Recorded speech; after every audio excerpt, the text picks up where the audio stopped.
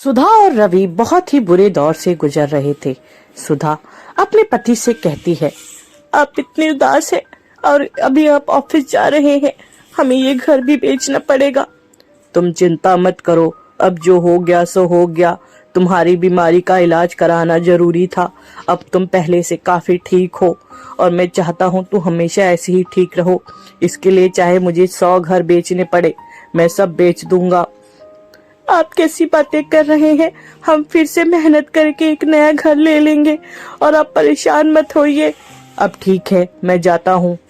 रात को रवि उदास अपने घर वापस लौटता है। सुधा कहती है, ये घर में हमारा आज आखिरी दिन है। मुझे बहुत ही दुख हो रहा है, लेकिन मैं बहुत ही खुश हूँ कि आप मेरे साथ हैं ताकि मेरा इलाज हो पाया। सुधा, तुम्हारे अलावा मेरा इस दुनिया में कोई नहीं है। माता पिता तो बरसों पहले ही छोड़ के चले गए। अब तुम ही हो मेरे साथ, तो तुम्हारा ख्याल रखना मेरी जिम्मेदारी है। मुझे भी दुख है, लेकिन मुझे इस घर को अब बेचना ही पड़ेगा। इसके अलावा और कोई चारा नहीं है। तुम ठीक हो, मैं बहुत खुश हूँ। मैं फिर से एक नया घर बना दूंगा। कितनी सारी मुसीबतें एक साथ आ गई, मुझे तो कुछ समझ नहीं आ रहा मैं क्या करूँ। आप चिंता मत कीजिए, हमें अच्छा ही घर मिलेगा।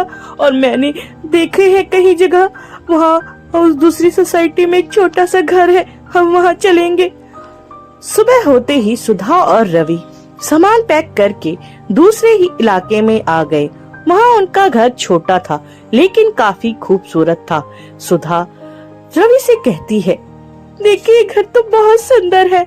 हाँ सुधा, मुझे तो लगा ये घर बहुत छोटा है, क्योंकि ये शहर से थोड़ा दूर है, तो मुझे लगा कि बहुत ही पुराना होगा, लेकिन ये तो बहुत सुंदर है। मैं बहुत खुश हूँ कि हम शहर से थोड़ी दूर रहेंगे, थोड़ी शांति होगी और तबीयत भी ठीक रहेगी। शहर में तो न जाने कितनी बीमारियां होती है, खाना भी ढंग से नहीं खा पाते हैं। ये सब तो ठीक है, लेकिन मुझे अपने पुराने घर की भी याद आती है। लेकिन मैं इस घर को इतना सुंदर बना दूंगी ताकि कोई कह न सके कि ये इतना पुराना घर है और हम इस छोटे से झोपड़ी वाले घर में रहते हैं, और हम दोनों यहाँ बहुत खुश रहेंगे। सुधा और रवि दोनों बातें करके घर के अंदर आ जाते हैं।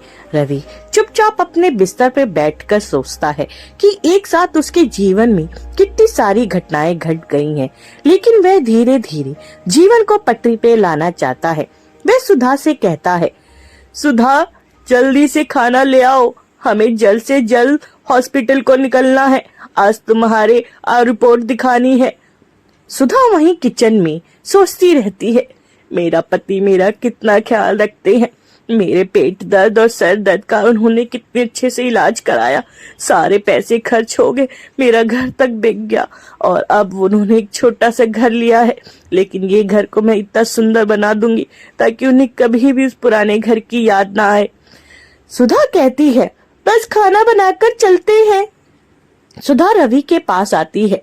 रवि कहता है, अरे तुम अभी इतना खाना पीना मत बनाओ, अभी तक तुम्हारी तबीयत ठीक हुई है और तुम फिर इतना काम करने लगी, बीमार हो जाओगी। और अभी तो हमारे पास इतने पैसे नहीं हैं कि इलाज करा पाए, इसलिए तुम जितना आराम करो उतना बढ़िया।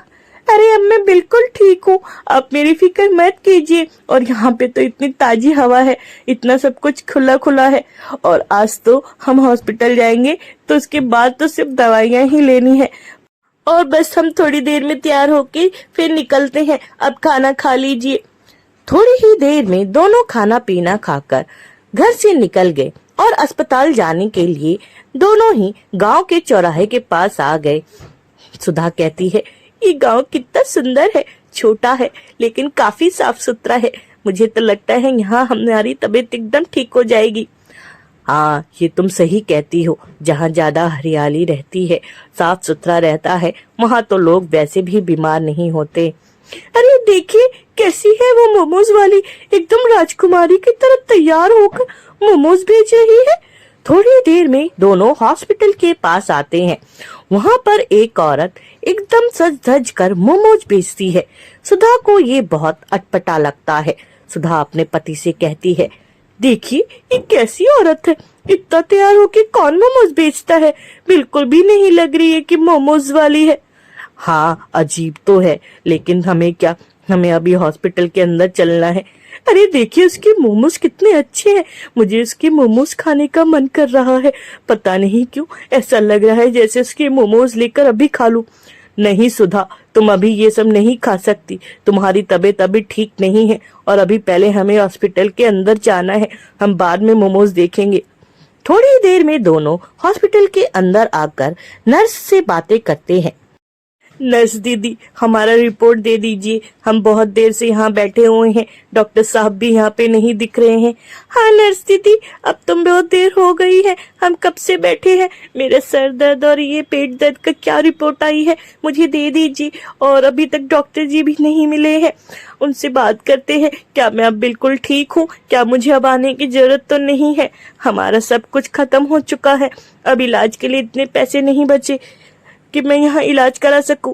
अरे नमस्ते, आप लोग चिंता मत कीजिए, अब आप लोग बिल्कुल ठीक है। और सुधा, तुम तो बिल्कुल ठीक हो, तुम्हें कुछ नहीं हुआ है, नॉर्मल सी बीमारी थी और वो बिल्कुल ठीक है। बस तुम्हें अब अपना अच्छे से ख्याल रखना है। और डॉक्टर साहब अभी ऑपरेशन थिएटर में है, वो अभी नहीं मिल सकते हैं। कुछ दवाइयाँ हैं जिसे तुम रेगुलर लो और ठीक हो जाओगी। अरे देखिए, अभी तो ये बाहर मोमोज के ठेले पर कह रही थी कि मुझे मोमोज खाने हैं।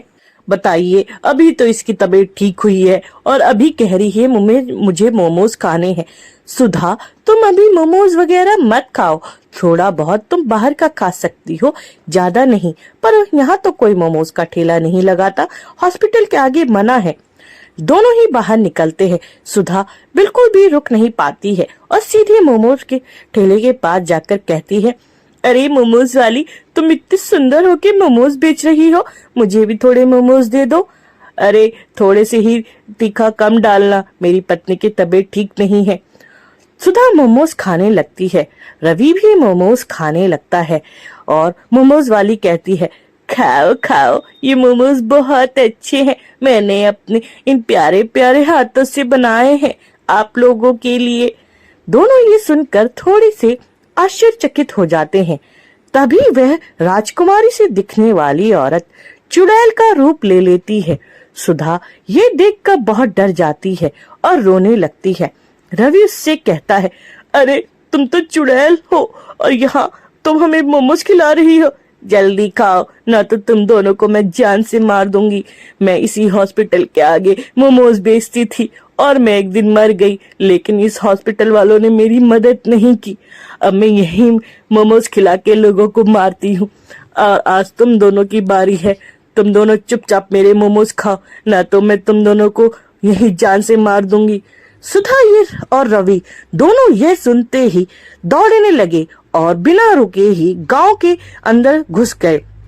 पीछे से चुड़ैल आवाज लगाती रह गई, मेरे मोमोज खाओ, तुम्हें मेरे मोमोज खाने ही पड़ेंगे, तुम दोनों ऐसे मेरे मोमोज को छोड़ के नहीं जा सकते, मैं तुम्हारा गांव तक पीछा करूंगी, मैं तुम्हें छोड़ूंगी नहीं, तुम लोगों को मेरे मोमोज खाने पड़ेंगे, ये मोमोज तो मैंने अपने प्यारे प्यारे हाथों से बनाए हैं।